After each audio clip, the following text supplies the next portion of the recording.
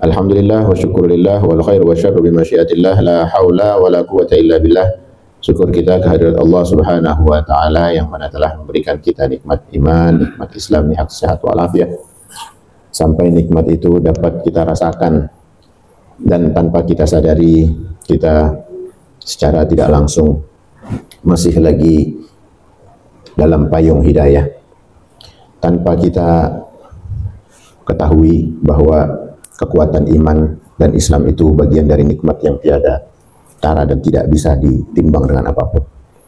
Maka dari itu, dengan rasa syukur kita, mari kita luruskan niat kita, mari kita tingkatkan nilai ketakwaan kita kepada Allah Subhanahu wa taala dengan sebenar-benar takwa, karena orang-orang yang bertakwa yang menjauhkan segala larangan Allah dan selalu menjalankan apa yang diperintahkan, apa yang dianjurkan, akan mendapatkan predikat keberuntungan orang hamba, yakni keberuntungan fid dini wad dunya wal akhirah. Mudah-mudahan kita akan ditingkatkan dan selalu diberikan hidayah oleh Allah Subhanahu wa taala untuk senantiasa meningkatkan nilai-nilai ketakwaan kita kepada Allah Subhanahu wa taala. Amin ya rabbal alamin.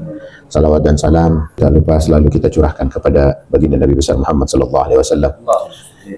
Senantiasa kita hadir di dalam satu majlis zikir, majlis ilmu, majlis tabligh, semuanya menggaungkan dan menggetarkan suara-suara hati untuk senantiasa bersalawat kepada baginda Nabi besar Muhammad sallallahu alaihi wasallam.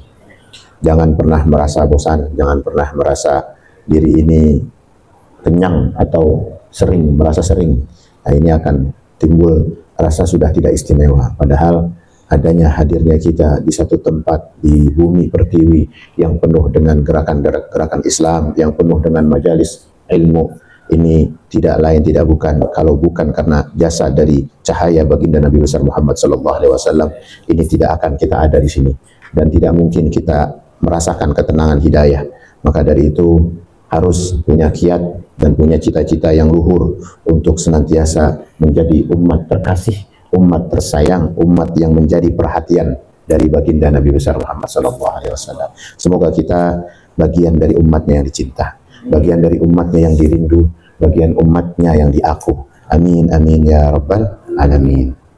Hadirin yang dimuliakan oleh Allah Subhanahu wa taala, sedikit ingin membahas, sedikit ringkas aja, ada hadis dari Arba'in Nawawi yang di sana terdapat hadis ke-14. An Nabi Mas'ud radhiyallahu anhu qala Rasulullah sallallahu alaihi wasallam la yahillu damu mar'in muslim yashhadu an la ilaha illallah wa anni rasulullah illa bi ihda thalathin.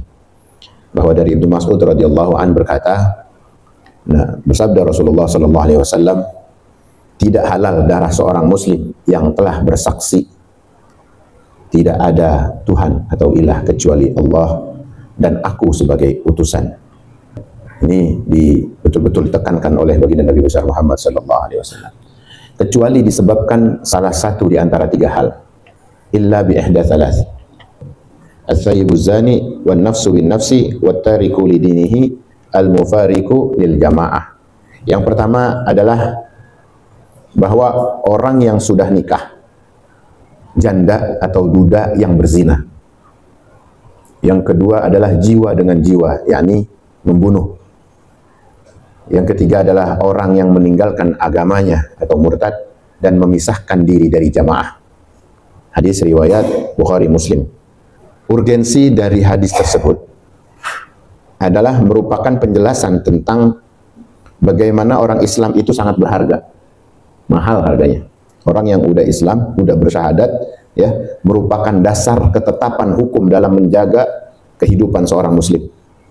Selama ia berlaku baik dan tidak membahayakan keutuhan dan kenyamanan masyarakat. Namun jika seorang sudah menjadi ancaman, udah mulai bikin rusuh, kenyamanannya udah mulai keganggu secara umum, masyarakat udah mulai gundah gulana ada kehadirannya, nah ini beda lagi. Nah, ini harus disingkirkan agar masyarakat yang muslim itu hidup damai dan sejahtera.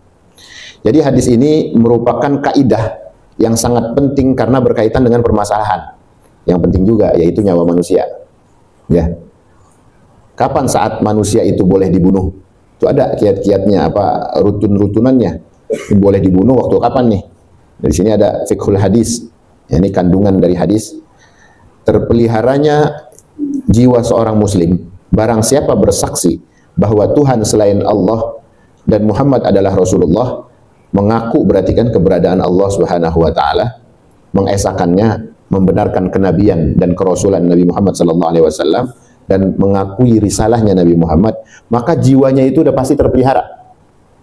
Ya, siapapun tidak dibenarkan untuk membunuhnya. Makanya baik-baik kalau ada orang muslim ya mengganggu orang muslim, hati-hati. Itu sama aja mengganggu satu fondasi yang sangat agung di sisi Allah Subhanahu wa taala. Manusia kalau udah syahadat, udah jadi orang Islam, itu berharga luar biasa. Beda sama orang yang masih kufur, apalagi kafir harbi. Beda. Jaminan itu berlaku untuk seorang muslim, kecuali ya ia melakukan satu dari 3 hal. Yang berikut adalah membunuh orang lain dengan sengaja, ya, tanpa alasan dan dibenarkan oleh syariat. Ya, bunuh orang dengan sengaja tanpa alasan yang dibenarkan oleh syariat. Ini boleh tuh dibunuh tuh kalau ada orang yang ngebunuh jiwa. Ya. Yang kedua adalah berzina bagi yang udah nikah. Jadi yang zina, yang udah nikah itu namanya zina muhsan. Hukumnya rajam atau mati. Yang ketiga adalah murtad, keluar dari agama. Walaupun nanti ada rincian-rinciannya, syarat-syaratnya. Yang pertama adalah rajam. Ya. Ulama ini sepakat, hukum yang berbuat zina dan sudah pernah menikah, itu kan dirajam sampai apa? Sampai meninggal. Karena ia telah merusak kehormatan orang lain. Kenapa sampai dirajam? Merusak tatanan kehidupan. Padahal Allah Subhanahu wa taala telah memberikan dia nikmat, kesenangan bagi yang sudah ditetapkan ya secara biologis. Udah ditaruh di tempat yang halal, masih iseng-isengan nyari yang haram. Ini satu perbuatan keji. Dengan melakukan zina, ia telah melakukan kejahatan terhadap sisi kemanusiaan. Kelihatannya sih kayak kalau zaman sekarang karena dosa udah kelihatan kayak gampang didapat, hukum itu kayaknya biasa-biasa aja. Inilah tergerusnya hukum Islam ya. Kita berada di tengah-tengah masyarakat muslimin, tapi udah nggak berasa Islam, udah nggak begitu kental. Makanya kayak dosa-dosa besar akhirnya berasa kayak ringan nih bahayanya, ya gampangin bahasanya. Nah ini yang dikatakan dari firman Allah Subhanahu wa taala, dan janganlah kalian mendekati zina, wala taqrabuz zina. Sesungguhnya zina itu adalah perbuatan yang keji dan mungkar. Ini menjadi ketetapan hukum rajam. Dari adalah sabda yang praktik yang telah diterapkan oleh baginda Nabi besar Muhammad sallallahu alaihi wasallam. Beliau pernah juga merajam yang namanya Ma'iz dan memerintahkan untuk wanita Ghamidiyah. Hadis ini juga menyebutkan bahwa Rasulullah bersabda, "Wahai Unais, pergilah menemui istri fulan. Jika ia mengaku akan perbuatannya, yakni akan zinanya, maka rajamlah." Unais pun pergi menemui atas perintah itu, menemui perempuan itu. Setelah perempuan itu tersebut mengakui perbuatannya, lalu Rasulullah SAW memerintahkan untuk dirajam. Makanya hukum rajam itu pernah juga ada di dalam Al-Quran, tapi udah dinasakh, udah dihapus. Pernah di Al-Quran itu ada, ya, tapi udah dihapus. Yang salah satu dalam arti dan makna bunyinya, laki-laki yang telah menikah dan wanita yang telah menikah jika melakukan zina dan perbuatan zina, maka rajamlah keduanya sebagai hukuman dari Allah. Sedangkan Allah Maha Perkasa lagi Maha Bijaksana. Ya. Mengacu kepada ayat, hai ahli kitab, ya, sesungguhnya dia telah datang kepadamu Rasul dan menjelaskan kepadamu banyak dari isi Al-Quran. Jadi kita juga disuruh untuk taat kepada Rasulullah SAW. Kalau memang Rasul mengatakan ini adalah satu hukuman yang harus diterapkan, maka diterapkan. Ini. Jadi kalau seorang wanita ya atau pria yang emang punya dosa-dosa besar seperti itu, ya kuat dengan mental taubatnya, harus mengakui dan harus menjalankan. Tapi kalau di negara kita tidak berlaku hukum Islam tersebut, jadi kalau berlaku ya harus menjalani konsekuensinya. Ini berarti kalau sampai hukuman mati diterapkan, ada dosa besar yang memang luar biasa. Makanya hati-hati nih, jangan kepengenan maksiat. Ini kita kudu harus lempeng dosa itu nggak kecil, gede. Ya bisa sih, ditaubatin bisa, bukan nggak bisa. Selagi dia berjanji pada Allah tidak melakukannya, ya karena memang ada kesempatan-kesempatan lagi, maka insya Allah taubatnya diterima. Tapi ada konsekuensi, biar bagaimanapun ada konsekuensi dari taubat itu. Gitu. Akan menjalani keseriusan taubatnya, akan menjalani hiruk-pikuk yang akan dia tempuh lagi. Ya, karena dosa nggak sembarangan, mainin perempuan. Makanya jangan, yang muda-muda nih ya, jangan gampangin pengen banget pacaran. Jangan gampangin. Itu namanya zina-zina kecil. Ya, ada kiat-kiat supaya kita dapat hidup harmonis kepada pasangan kita ketika sudah halal. Apa itu? Tidak mengumbar kemaksiatan di saat dia diharamkan. Jadi ada pengharaman ketika kita berada di ruang itu, lalu mulai ada apa ya, sikap-sikap yang ngeremehin keharaman tersebut, maka di saat engkau menikmati halalnya pasanganmu, akan dicabut kenikmatan mesramu oleh Allah. Jadi jangan heran kalau orang habis nikah pada ribut, pada berantem, akhirnya bercerai, ya berantemnya sampai ngundang seluruh dunia lah bahasanya. Kenapa? Karena engkau di saat Allah haramkan menikmati keharaman itu. Jadi jangan kaget. Kau umbar aurat-aurat dan kemesraan zina sir kamu di hadapan dunia. Apa? Diposting. Kurang apa postingan? Status kurang apa? Belum waktunya. Udah pakai ayang-ayangan, papi mamian. Kurang apa? Pengen banget dianggap udah punya. Ini ancaman sebetulnya. Kalau ada istighfar dah, taubatin sama Allah. Karena itu bakal jadi benih perpecahan di masa depan. Rasul datang itu sebagai pemberi kabar bahagia kepada umatnya. Dan Rasul datang juga sebagai pengancam, memberi peringatan. Ya ayuhan nabiyyu inna arsalnaka syahidan wa mubasysyiran wa nadhira wa da'iyan ila Allah bi'idnihi wa sirajan munira. Wahai Nabi, yakni Nabi Muhammad, engkau diutus sebagai saksi, sebagai pembawa kabar gembira. Nabi diutus tuh ngasih kabar gembira. Wahai umatku, engkau akan diberikan nikmat begini. Banyak kabar gembira dari Nabi. Kita udah kenyang banget ya kalau dengerin ceramah-ceramahnya para habaib ulama. Waduh, enak banget jadi umat Nabi. Tapi ingat, ada juga ancamannya. Jangan iming-imingnya doang didengerin. Perhatiin garis bawah, garis besarnya. Perhatiin, ada ancaman yang Nabi bawa. Ya, ini Al-Fakir agak prihatin kalau ngelihat fenomena akhir zaman ini ya, Masya Allah. Maksiat itu udah di tangan sekarang. Ente masuk kamar, tutup pintu, babak nggak tahu, emak nggak tahu, temen nggak tahu, ente sama siapa berduaan itu nggak tahu. Nih, dalam genggaman semua itu ada. Baik-baik. Sir aja Allah bakal azab.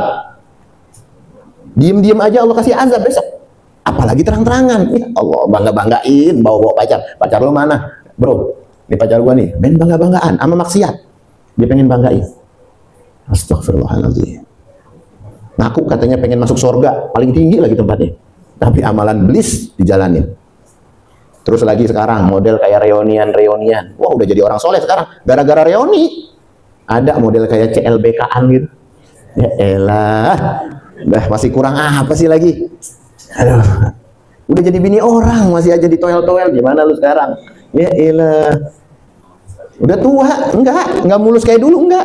Udah berubah, udah ada yang gembrotan, ada. Tapi kenapa? Kenapa masih diturutin gitu? Karena iblis yang menghiasi itu. Setan ngasih bumbu, nikmat. Nggak berasa, ada sir-sir nih. Ya, bahayanya hati itu. Sudah kalau kita emang udah dulu dah. Biarinlah masa lalu jadi masa lalu. Ini kalau udah tahu, yuk sama-sama kita berubah. Udah waktunya kita, zaman udah kayak begini, parahnya. Kalau kita aja nggak bisa ngontrol, gimana anak turunan yang katanya mau menjadi estafet doa kita, ngedoain jariah kita. Kitanya masih begini, coba deh bayangin. Ya Allah, kita prihatin kalau ngeliat anak-anak muda sekarang. Reunian jadi bahan ajang apa ya? Kemaksiatan. Ya ngumpul, gayanya doang, tahlilan yuk, hataman yuk. Banyak yang kayak gitu. Tapi apa yang ada di dalamnya? Udahannya ngomongin orang. Udahannya banding-bandingin pasangan. La ilaha illallah. Laki lu apa jadi begini, lu coba sama gua. Aduh begitu coba dah. Dibanding-bandingin.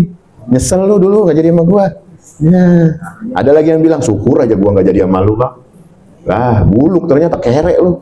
Yang helm ojol sampai berlapis-lapis. Ada Maxim, ada Grab, ada Gojek, lalu lahap semua, Bang. Untung aja gua nggak jadi sama lu. Jadi begitu. Jadi buat perbandingan. Ini kan akhirnya apa? Reunian yang fenomenanya ada pada zaman sekarang. Ini bukan sekarang sih, udah dari dulu sebenarnya. Semenjak WA sama Facebook itu ada sebetulnya. Ya, udah ada itu benih-benih kayak begituan. Ini jangan sampai ya. Maka terjadi bumbu-bumbu dari iblis laknatullah memberikan perpecahan benih-benihnya itu pada hubungan yang sudah dijalin secara halal. Ya, keharmonisan keluarga yang tadinya dia baik-baik aja tahu. Anak bini udah punya anak nih, udah ada bini, masih lagi aja nyari-nyari yang lain. Ini gara-gara apa? Gara-gara dulu waktu muda ya, dosanya dia kagak istighfarin. Masalahnya itu doang sih. Gengsi banget mau ngakuin dosa, ogah banget mau tobat. Akhirnya dibalik sama Allah.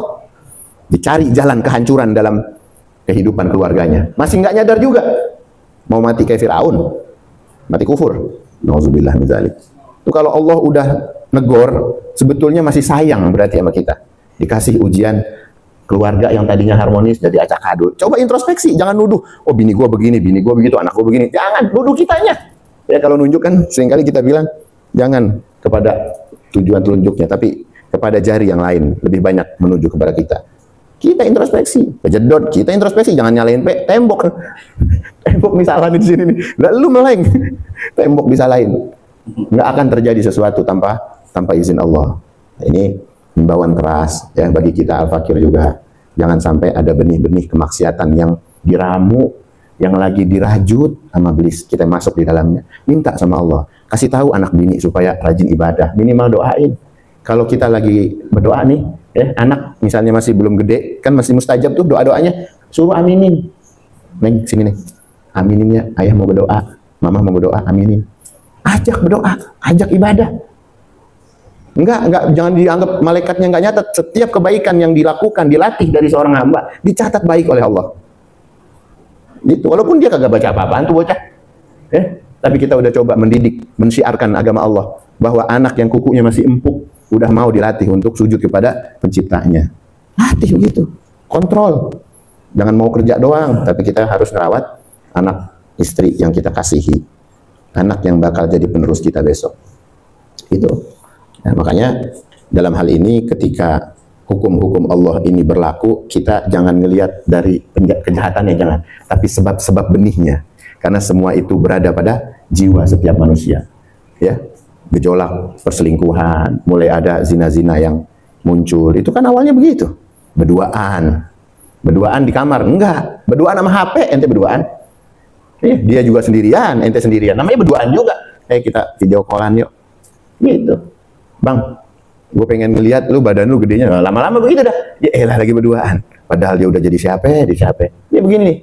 Ya, Masya Allah. Makanya baik-baik. Ente kagak begitu aja bisa dicari-cari. Apalagi begitu. Catatan Allah, ya nggak meleset. Hati-hati. Kalau nggak ditobatin, nggak disadarin, besok yang kena bukan orang lain. Bukan. Kita sendiri. Makanya minta sama Allah supaya menutup aib-aib kita. Minta ya Allah, ya Sattar yang maha menutupi aib. Tutup aibku ya Allah, tutup aib kami ya Allah. Jangan main diceritain, nah itu mah pacar gua, bekas gua, udah gua apain aja. Jangan diceritain.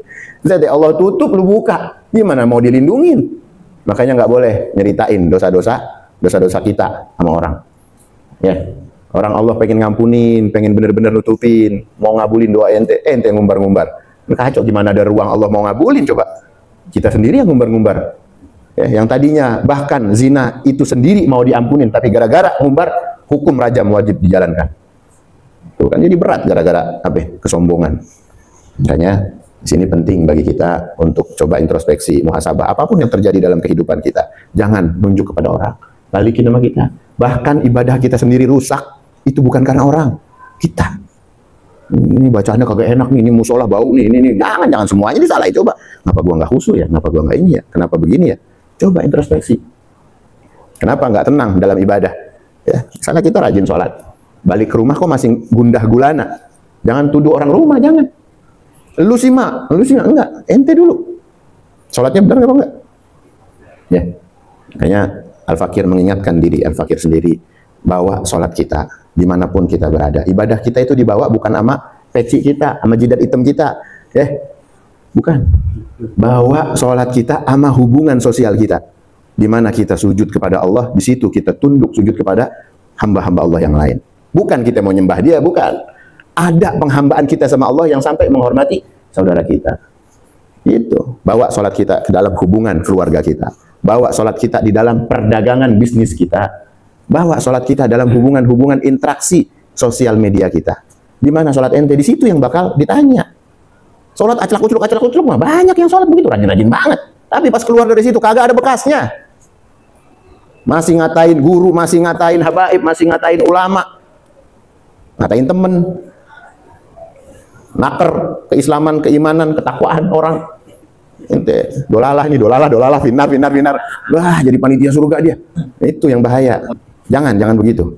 Kita bawa sholat kita, ya, kita doa aja sama Allah. Masih ada saudara kita yang masih melakukan nifak, masih melakukan kelalaian, doain.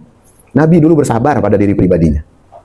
Rasulullah dulu bukan main, bersabar banget untuk mendatangkan satu dorongan. Nabi itu waktu ngajarin bukan cuma sama mulut, tapi sama perbuatan. Lama 40 tahun Nabi menghindari itu. Dan setiap kali ada sesuatu wajib dilakukan dengan kejujuran. Itu bagi Nabi. Maka ketika risalah datang, nggak ada ruang mereka untuk mengatakan pembohong nih, nggak ada sejarahnya. Makanya Nabi berani nyohorin diri. Kapan dari kalian yang mendapati aku berbohong? Berani nyohorin diri. Pada diem tuh dulu kafir Quraisy. Iya, nggak pernah ya Muhammad, dari dulu kita nggak dapetin dia bohong, dijujur mulu selama 40 tahun. Nah, di situ artinya ketika risalah datang, ya, akhirnya banyak orang-orang yang menerimanya juga. Karena dengan akhlakul karimah, ya. Ini penting bagi kita dalam ibadah, dalam interaksi kita bersama keluarga, bawa semua itu. Ya. Kalau memang dituntut untuk bersabar, sabar kita. Kalau dituntut jauh untuk lebih khusyuk lagi, jalanin. Kita pengen ibadah kita ini membekas. Kan apa sih? Sholat. Sholat itu mencegah dari hal-hal yang mungkar. Kok jadi mungkar? Ini bingung ini jadinya. Kok jadi mungkar? Nah, sama kayak iblis laknatullah. Jadi ibadah dia berbuat mungkar. Kenapa? Takabur. Merasa dia istimewa dari Adam alaihissalam. Kalau ada benih-benih kesombongan dalam diri, ya, yang belum bertobat, kita minta jalan. Ya Allah, kasih taubat. Ya Allah, kasih ruang taubat. Allah senang banget sama orang yang bertobat. Ketika ruang taubat itu terbuka untuk kita, berarti Allah menyentuh cintanya untuk kita. Taubat. Kalau masih kurang khusyuk, kalau masih berat dalam amal ibadah, masih beratnya rasanya langkah kaki aneh ini, ya Allah, apa jadi begini amat? Banyak istighfar. Berarti ente belum dapat sentuhan nikmat. Bagi yang udah menjalankan kenikmatan, bersyukur sama Allah dengan menyentuh tadi, bawa sholatnya ke dalam ruang-ruang publik. Gitu. Enak kita ketemu di mana aja senyum, cerah, merekah. Jangankan sama manusia, sama binatang kita. Ya Allah, dah pengen rasanya meluk tuh kucing. Ayam kita pengen elus-elus. Ini model-model ya binatang gini modelnya. Ini kita goyang-goyangin kan palanya gimana itu. Seneng gitu. Kita nggak benci sama makhluk Allah. Apalagi sama orang, sama manusia, sama muslimin dan muslimah. Makanya ada salah satu doa, wala taj'al fi qulubina ghillan lil ladzina amanu. Ya Allah, jangan jadikan hatiku, ya, hati kami dengki terhadap saudara muslim kami. Tuh. Bayangin kalau kita udah minta doa sama itu, ada teman muslim, ya, yang dia belum sampai kesentuh apapun misalnya, ya sampai puasa juga belum. Itu disuruh karena dia bersahadat sama Allah. Karena dia bersahadat kepada kenabian Nabi Muhammad. Ya, istimewa dia. Walaupun dia belum ngelakuin apa-apa.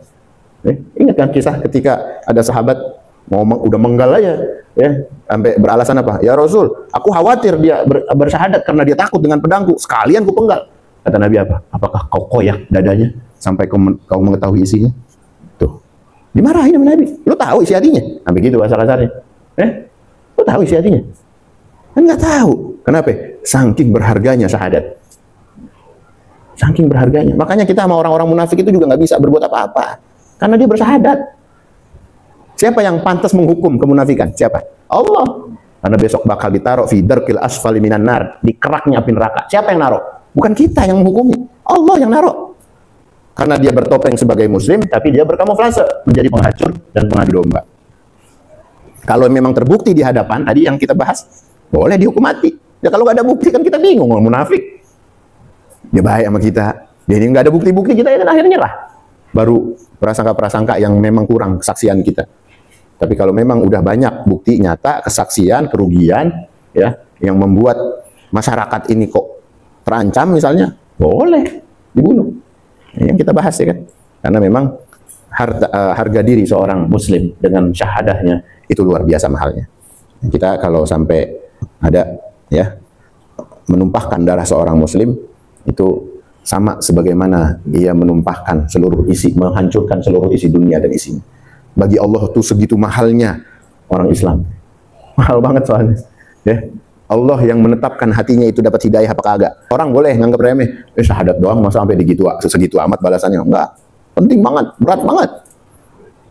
Timbangannya orang bersyahadat itu. Makanya dijadikan pintu surga itu salah satunya kuncinya adalah asyhadu an la ilaha illallah wa asyhadu anna Muhammadar Rasulullah. Kalimatun tauhid la ilaha illallah Muhammadur Rasulullah. Itu dia. Hati-hati. Ya biar bagaimanapun juga itu semua kita limpahkan kepada Allah Subhanahu wa taala. Ya, ini ada singkat aja pembahasan tersebut ya.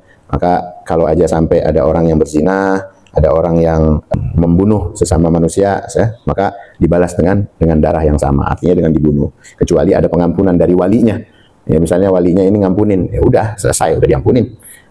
Tapi kalau enggak, maka hukum kisos dilakukan oleh waliul amr, ya sama pemerintah. Tapi kalau pemerintah tidak ada hukum tersebut, maka kita wajib mentaati yang berlaku. Nah, terus yang terakhir adalah murtad. Ya, murtad ini juga kalau dia main-mainin terbukti, main-mainin agama, keluar masuk nedek-nedek gitu misalnya. Ya, ini juga boleh ya. Boleh hukumnya boleh ditumpahkan darahnya, artinya boleh dibunuh. Ya. Makanya pembahasan fikih ya, itu juga banyak ada yang dikatakan menurut mazhab Imam Abu Hanifah, kisos dilaksanakan itu bila mana terang benderangnya dia punya kemurtadannya dan pengejekannya, tapi kalau sampai enggak dia hanya dihukum dengan penjara. Dan itu juga berlaku bagi kalau mazhabnya Imam Hanafi itu berlaku ketika bagi lelaki, kalau bagi perempuan enggak, karena memang dalil-dalilnya banyak tuh. Kalau yang untuk perempuan karena enggak boleh dalam perang membunuh perempuan, maka pendapatnya Imam Abu Hanifah ya tidak dibunuh, hanya dihukum penjara. Nah, ini kaitannya sama fikih ya. Kita coba cermati yang kita garis bawahi di sini bahwa hukuman mati kan hukum itu tidak berlaku di kita. Tapi itu berarti sangat besar dan sangat berat ya. Konsep bahwa dosa itu yang kita garis bawahi tadi ya adalah bukan main-main.